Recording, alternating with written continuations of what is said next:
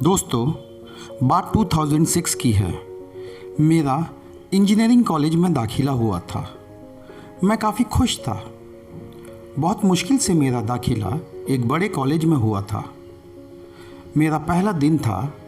मैं वहाँ पर गया तभी मैंने देखा कि नए फ्रेशर स्टूडेंट्स का एक लाइन लगी हुई है और कुछ लोग एक कमरे में सारे स्टूडेंट्स को बुलाकर उनकी रैगिंग ले रहे हैं। वह हमारे सीनियर्स थे।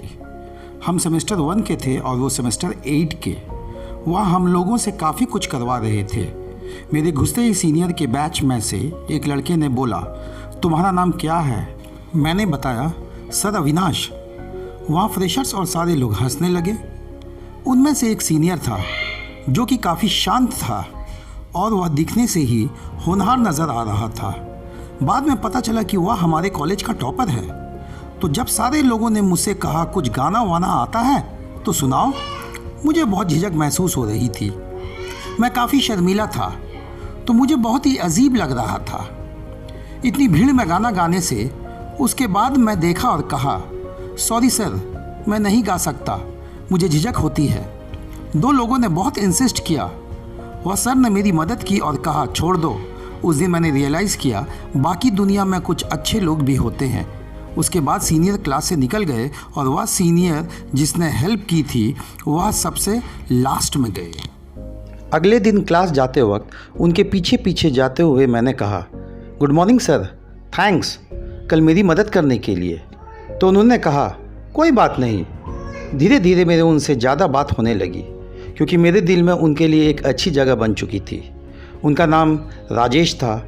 वह लास्ट ईयर में थे और उनके सेशन ख़त्म होने में मात्र 6 महीने बाकी था और 6 महीने बाद वैसे भी हम लोग पूरे दोस्त बन चुके थे। उनके साथ रहकर काम करते हुए मैंने जाना कि वे काम बहुत अच्छे तरीके से करते हैं, लेकिन वह कभी भी समय से ज़्यादा नहीं करते थे।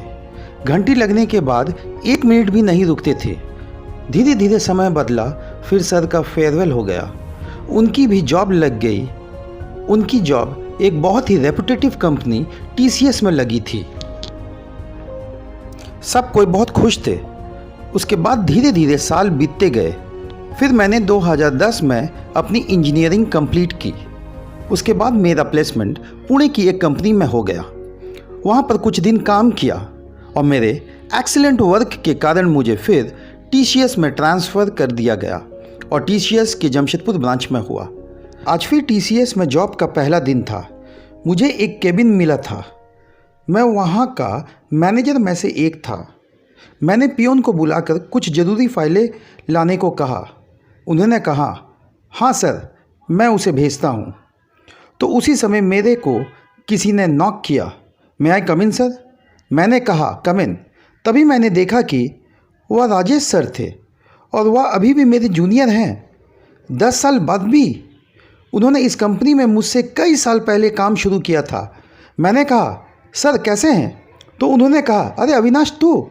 मैं काफ़ी नर्वस था कि वह मेरे साथ हैं। वह भले ही जूनियर थे पर उन्हें सर कहकर पुकारा करता था।